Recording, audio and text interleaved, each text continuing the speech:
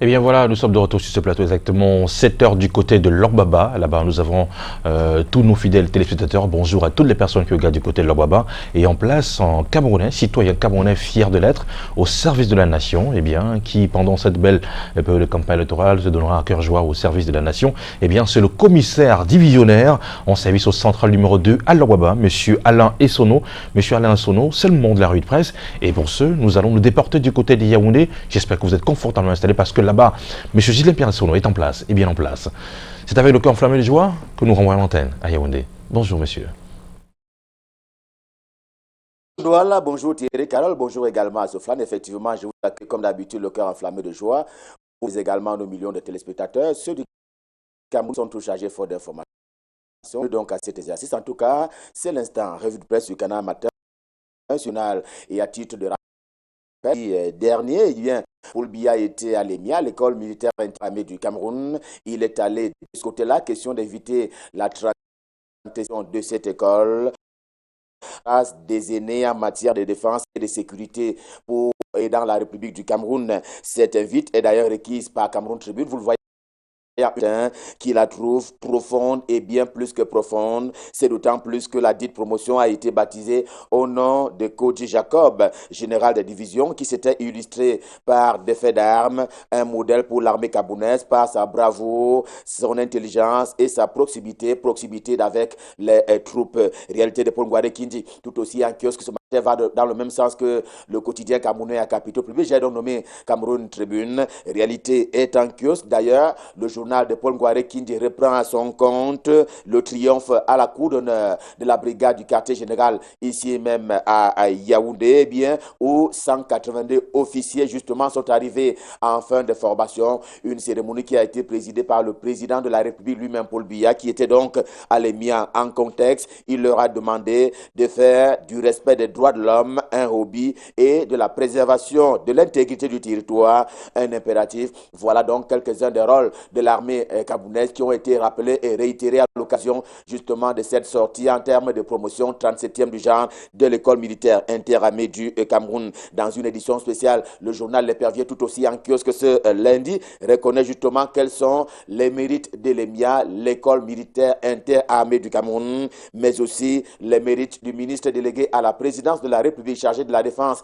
Joseph Betty Assomo, et surtout ceux du chef suprême des armées. J'ai nommé Paul Biya qui a personnellement, justement, je le disais tantôt, présidé la cérémonie de fin de formation des braves hommes et femmes ainsi engagés sous les drapeaux avec honneur et fidélité. Oui, ils ont été engagés sous les drapeaux et jamais contre les drapeaux, c'est-à-dire contre la République. Et d'ailleurs, la Voix du Centre, édition de ce jour, semblait donner à lire justement un cas, celui en provenance du côté d'Ayos, en attendant que toutes les vérifications soient faites au sujet de cette rixe entre guillemets entre le sous-préfet local et un enseignant de lycées et collèges de ce côté-là. Eh bien, le journal semble dire qu'il y aurait eu un excès de zèle qu'on attend d'établir d'ailleurs. Il faut être patient et attendre ainsi les résultats d'une enquête manifestement administrative qui a donc été engagée. Mais d'abord, le journal s'attelle à dire quels sont les pouvoirs supposés ou réels d'un sous-préfet dans une unité administrative. Eh bien, on ne le sait pas assez et en l'occurrence, la réglementation en vigueur au Cameroun donne au sous-préfet le pouvoir de pouvoir légiférer, entre guillemets, de pouvoir donc réglementer la vie au niveau de sa circonscription par voie de décision. Voilà l'un des pouvoirs qui sont justement dévolus au sous-préfet et qui sont rappelés ce matin par le journal La Voix du Sang. Autant le dire, le pouvoir arrête donc le pouvoir parce qu'au-dessus du sous-préfet, il y a le préfet, ainsi de suite. Et comme je le dis, le pouvoir arrête le pouvoir. À l'instar justement de ce que propose le journal en temps réel, édition de ce lundi, journal selon lequel Joseph Dione Ngouté, Premier ministre, chef du gouvernement, vient donc de prononcer l'oraison funèbre des magouilles autour des comités et autres groupes de travail qui se sont multipliés et qui se sont illustrés ces temps derniers par un certain nombre de faits qui ne relèvent pas de l'orthodoxie. Et on lit que la mesure qui a été prise le 21 janvier dernier par Joseph Dione Ngouté participe justement de la réduction du train de vie de l'État. En tout cas, c'est un article à lire et qui est d'ailleurs signé de Simon Charmant Assom et Sono. C'est dans cette démarche, par ailleurs, et tout à fait pédagogique, que se situe d'ailleurs Éducation Hebdo, dont on sait que depuis quelque temps maintenant, il s'attelle à faire protéger l'école et l'écolier tout court. Le journal qui plaide pour que soient donc sauvées les dites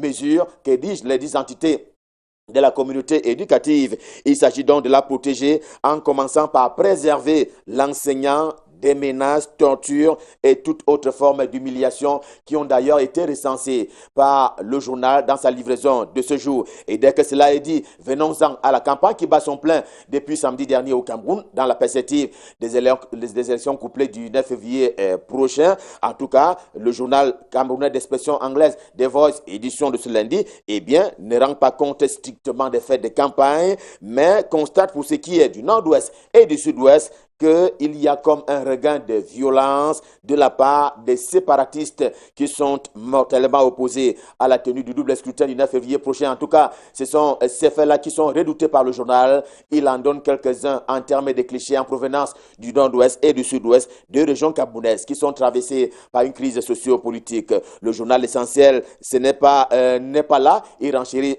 plutôt car il estime qu'au cœur de la campagne électorale, il y a des faits on ne peut plus positifs. Les quelques 35 formations politiques engagées dans cette compétition disposent de 15 jours pour vendre leurs projets de société et déjà 2 jours sont passés. Rappelle encore le journal qui demande ainsi aux différents candidats d'aller de l'avant en termes de propositions de projets de société. Voilà ce qui est favorable à l'adresse de la communauté nationale, voire internationale, et le temps passe d'ailleurs. La météo de Dieudonné Invin, également en kiosque ce lundi, est aussi en campagne à sa manière. Il évoque le cas de la Mefoué Famba et en Fou précisément, où le ministre Luc Magloire Barga Tangana, en charge du commerce au Cameroun, a donc mobiliser les troupes le week-end dernier. Question justement de leur permettre de comprendre quels sont les enjeux du moment dans la perspective de l'élection à venir du double scrutin du 9 février prochain. Le journal L'Orphelin, quant à lui, nous transporte du côté d'Edeya et Yabassi,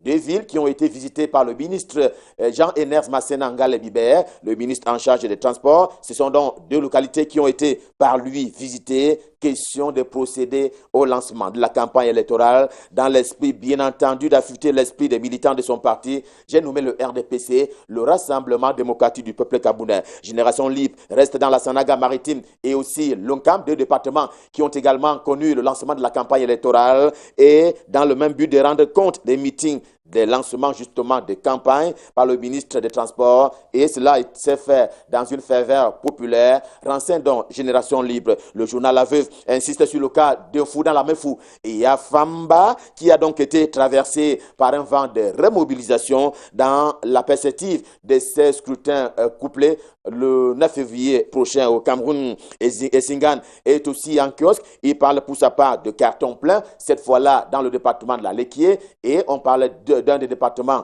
de la région du centre Cameroun, et précisément à Obala, qui s'est vu débarrasser des comportements de haine, des rancœurs et des rancunes qui jusque-là nuisaient au parti, le RDPC, dans cette unité administrative. Mais quel que soit le bout par lequel on prendra justement le lancement de cette campagne électorale, le jour du jour, c'est le journal d'Aman Mana dit qu'elle reste marquée, cette campagne électorale, par le boycott, un vent de boycott qui traverse donc cette campagne électorale au Cameroun. Dans les coulisses des meetings, les reporters du quotidien bleu ont constaté que bien des Camerounais ont joué à la non-présence en guise de contestation du code électoral, bref, de l'environnement dans lequel se déroule le processus électoral, tant le code électoral justement n'a pas été révisé, et cela fait partie des revendications à la fois de la société civile et aussi des partis politiques de l'opposition pour que le jeu électoral soit plus clair. Voilà le dossier que propose le quotidien bleu dans sa livraison de ce jour. Mais en fait de contexte, Afrique Gouvernance, tout aussi en kiosque ce matin, c'est le journal de Hugues François Onana, et il rappelle ce texte portant justement Code général des collectivités territoriales décentralisées.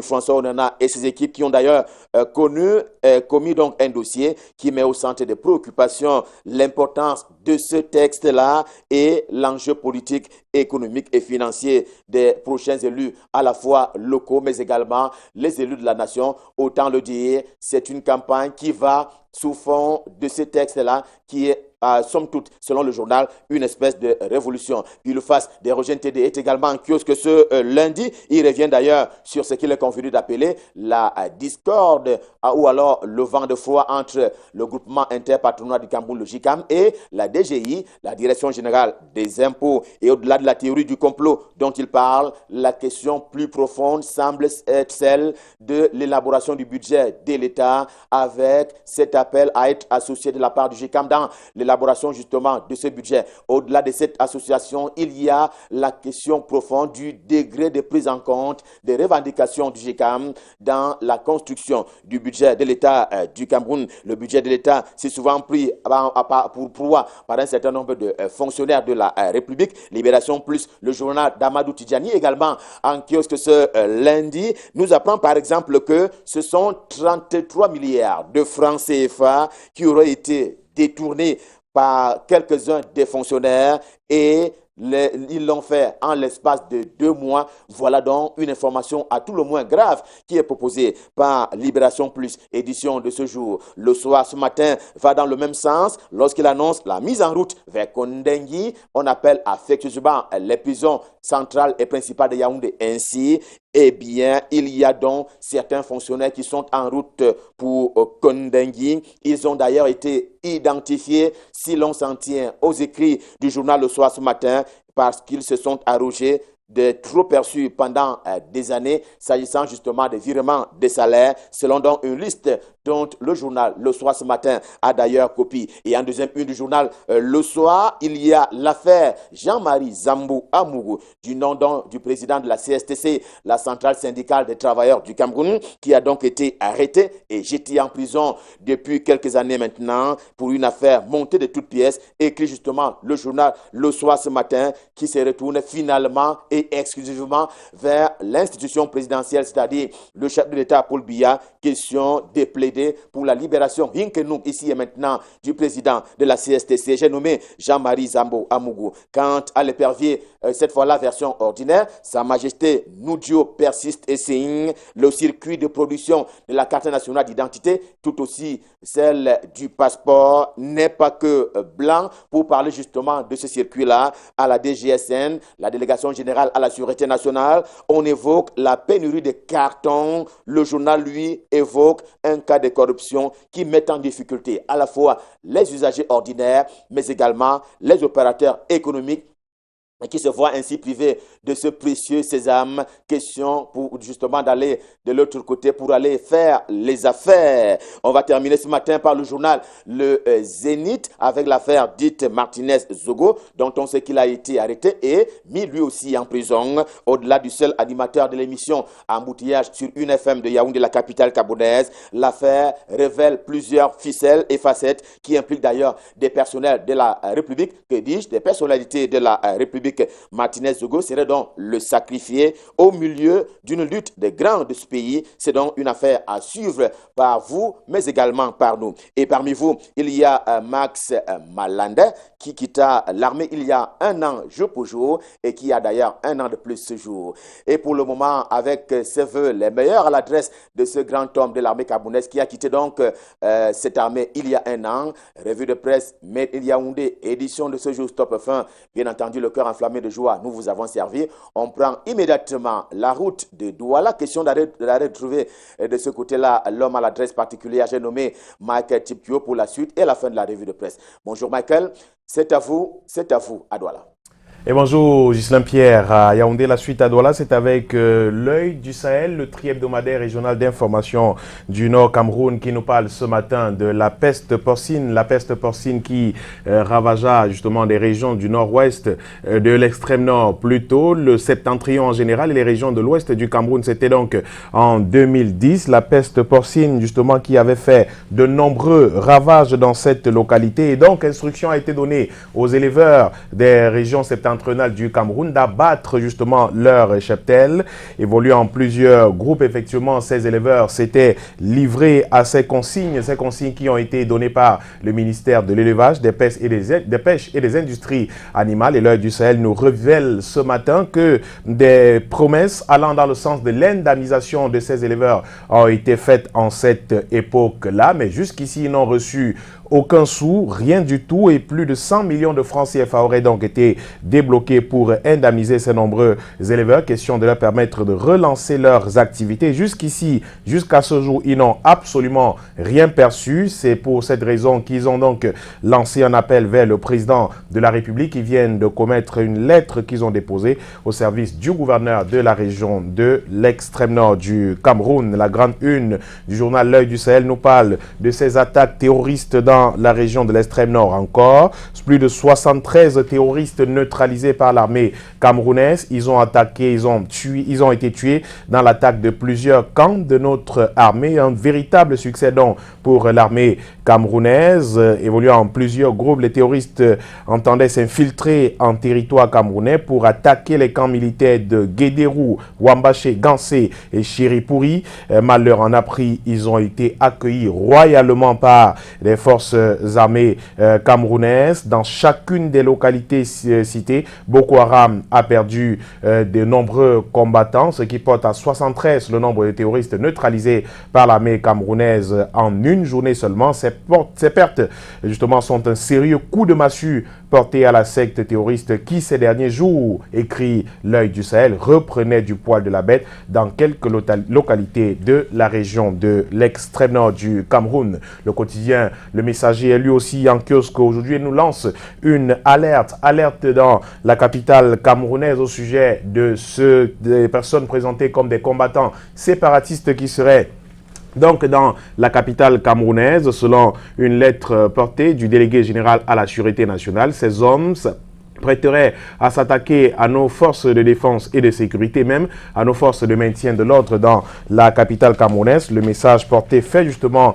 état de ce que des renseignements dignes de foi parvenus au service de la Direction générale à la Sûreté nationale fait état des éléments de groupes sécessionnistes des régions du nord-ouest et du sud-ouest qui seraient présents dans certains centres urbains de la ville de Yaoundé et exerceraient principalement l'activité de conducteurs de mototaxi qui envisagent de s'attaquer aux éléments de force de défense. Ce sont selon les mêmes renseignements écrits le quotidien Le Messager. Une tentative a déjà été enregistré au boulevard du 20 mai de Yaoundé. Le DGSN invite donc par conséquent les chefs des unités de police de la capitale à prendre chacun en ce qui concerne des mesures appropriées en vue d'éviter les dites opérations. Les surveillances policières, constate le quotidien Le Messager, ont été accrues ces derniers jours dans la nuit autour des édifices publics et certains quartiers de la capitale. Plusieurs faits laissent penser que la possibilité d'un acte terroriste que les services de l'antiterrorisme et des services de sécurité n'ont jamais exclu a pu augmenter. Plusieurs quartiers de Yaoundé sont clairement identifiés comme étant favorables à ces sécessionnistes, écrit le quotidien Le Messager. Le journal nous parle aussi de la situation des enseignants. Les enseignants qui annoncent donc une journée de craie morte suite aux multiples humiliations dont ils sont victimes dans le cadre de l'exercice de leurs fonctions. Le collectif des enseignants indigné du Cameroun a déclaré que la journée du 29 janvier 2020 sera No Chalk Day. Ils en ont marre d'être des pauvres victimes des tensions non fondées de leurs élèves, les parents d'élèves, les autorités administratives et même des militaires. Ils exigent des sanctions lourdes à l'encontre de quiconque agresse un enseignant dans le cadre de l'exercice de ses fonctions. Ils exigent également du gouvernement une réforme profonde et la mise en application immédiate des textes relatifs au système éducatif ainsi que d'autres textes relatifs au statut particulier de l'enseignant avec emphase sur la valorisation des conditions de travail de l'enseignant. Et pour se faire entendre, donc, ils annoncent une journée très morte pour le 29 janvier 2020. Le collectif des enseignants indignés du Cameroun. Les échos de la campagne électorale pour les législatives et municipales sont également contenus dans le quotidien Le Messager qui consacre pratiquement 6 pages à l'ouverture de cette campagne électorale à travers le pays. Le journal qui constate effectivement que la campagne est partie, mais dans les régions du Nord-Ouest,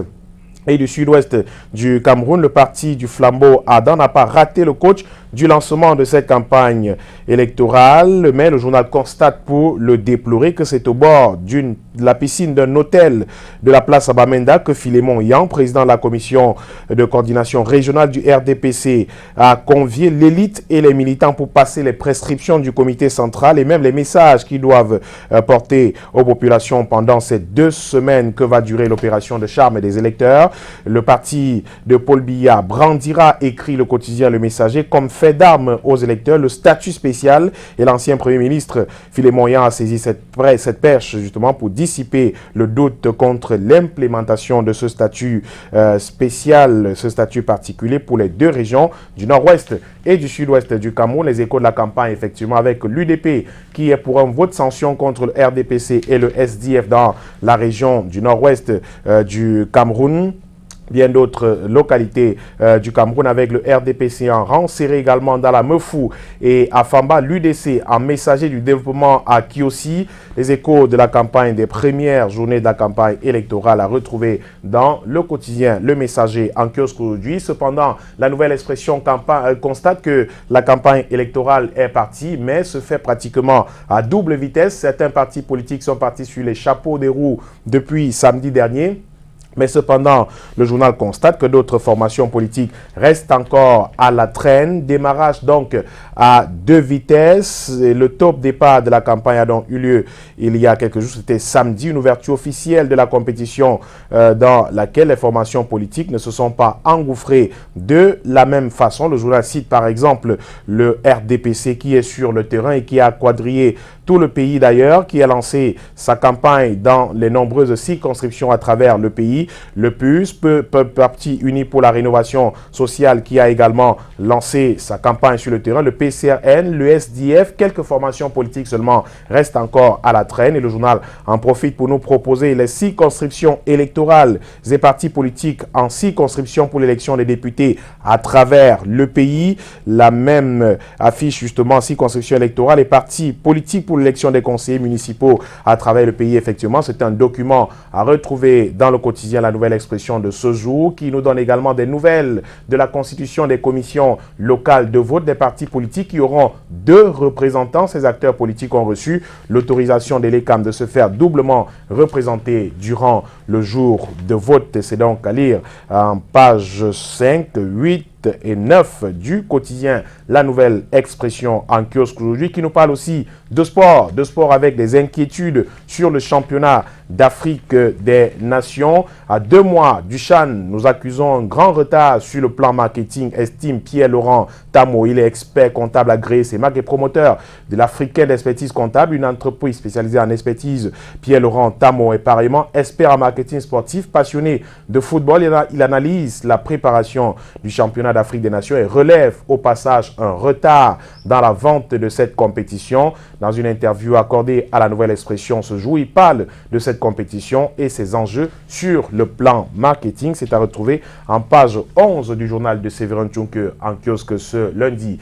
L'hebdomadaire L'Indépendant est lui aussi en kiosque et nous parle des régions du Nord-Ouest, des élections législatives et municipales, la situation dans le nord-ouest et du sud-ouest, la situation dans l'extrême nord du pays, à l'ouest, le pouvoir et la transition, en donnant la parole à un homme. Il s'appelle Chandatom, il rompt le silence et s'exprime dans l'Indépendance ce jour, réputé pour son activisme sur la défense des droits de l'homme, la lutte contre la corruption, l'idéologie du LACAM. Le professeur médiateur universel, désormais fondateur du parti politique dénommé MPDR, favorable au fédéralisme, se lâche sur la problématique des élections dans un contexte sécuritaire préoccupant. Il est à lire dans l'hebdomadaire L'Indépendant en kiosque ce jour. Et également une tribune du professeur Aimé Boni, qui déshabille, selon les termes du journal L'Indépendant, le ministre Femme Dongo, le système Femme Dongo, ou la vampirisation de l'élite dirigeante d'un pays en marche vers une émergence avortée. C'est donc le titre